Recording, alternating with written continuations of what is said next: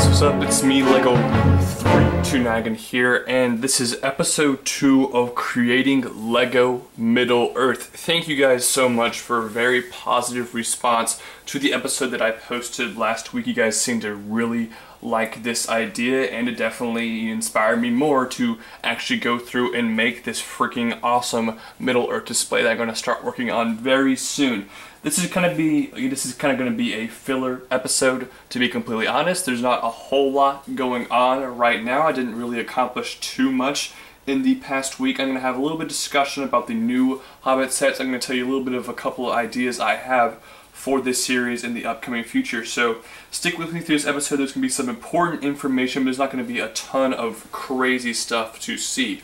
What you're currently looking at is a metal cookie sheet full of Lord of the Rings and the Hobbit figures and creatures. Let me zoom out a little bit so you guys can kind of see what's going on here. These are all the Lord of the Rings and Hobbit figures that I currently own. I actually own all but 2 figures that LEGO has made. I talked about this in the first episode, the Bilbo and Elrond video game figures. I hope to buy those off Amazon, eBay, or Bricklink or something soon, but those are the only figures I don't own from Lord of the Rings or the Hobbit series. So this is a giant cookie sheet full of these minifigures, which look pretty awesome in my opinion. I love my display of all these figures. These great figures are so incredible, and I'm very excited to add the new figures from the new Hobbit sets to these very soon. I mean, very soon. A lot sooner than I think we guys anticipated. So normally the new Hobbit sets have seemed to kind of roll around sometime around the middle of November, but it looks like we might be getting these in the middle of September, 2 months earlier than we probably expected, which is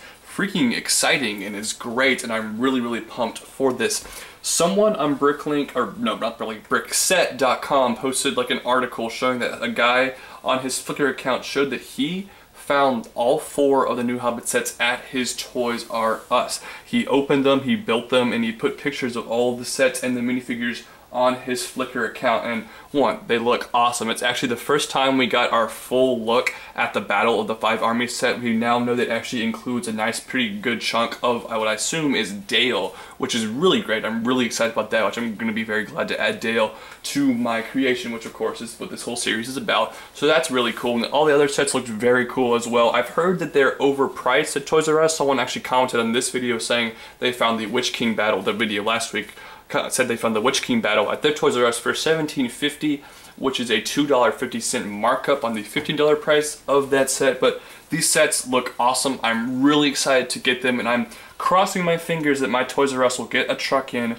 on Saturday and put the sets on the shelves. Now, my Toys R Us sucks. It's sucked really badly for the past year or so. I haven't really been able to find stuff early like a lot of other people have, but I'm really hoping that they actually get these sets and put them out early. I checked on Monday, didn't have anything. Then I asked the people like, oh, we don't have these sets yet, but I'm really hoping, I'm holding out hope that they put these sets out a little bit early, hopefully on Saturday. I don't have a ton of money right now. I will be getting some money pretty soon, so I'll be able to hopefully get these sets within the next few weeks, all of them. Definitely, if all of them are out on Saturday, I'll be able to get at least half of the sets, which I'm very excited about. So I'm really pumped to finally be getting these sets. They look really awesome. I think it's a great wave of Hobbit sets, and I'm really excited to add them to what's going to be, you know, ultimately my giant Lego Middle-earth mock map, which I'm very excited about. So those new Hobbit sets are available, or getting, you know, very soon to being available, and I'm really excited to get those sets and review them for you guys very soon. The next thing I want to talk about is the scale of my mock coming up. It's going to be a little bigger maybe than some expected, and I have figured out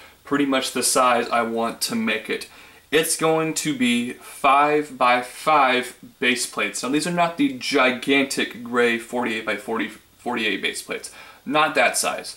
This is 5 by 5 of the normal $5 green base plates that LEGO makes that are 32 by 32. So 5 of those by 5 of those, 25 of them in total. That is the rough size. This is a rough estimate. I haven't actually started to make this yet, so I don't really know for a fact, but that's the rough estimate of the size of how I want this thing to be in size. It's how big I want this creation to be. The next thing I want to talk about is stop motion. Now, when you heard me say the word stop motion, if you've been a fan of me for the past year or so, the first thing that probably came to your head is Iron Man 3 Mandarin Encounter. And that's very unfortunate. That's the first thing that came to your head, because that was an embarrassment to my channel. I'm going to be the first to admit, being the guy who animated that, who wrote that, and who directed that stop motion, I'm going to be the first to admit that, okay, maybe the writing and directing weren't awful. They were okay, I guess, but the animation, my animation, the stuff that I filmed, sucked. It was awful. It looked horrible. It wasn't remotely good. I did a terrible job with the animation, and I'm going to be the first to admit that I did an awful job with the animation for that video.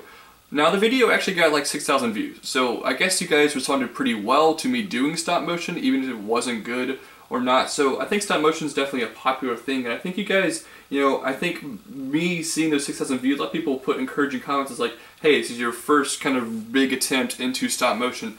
Try it again sometime. We want to see more of this. So I've been considering doing another stop motion for about a year now, and I was thinking what I could do. I've kind of wanted, you know, to make maybe a series, but I don't really have enough time to do that, and I'm a little bit too busy to write an actual script and kind of come up with something clever for a stop motion, and it's, you know, harder than it looks.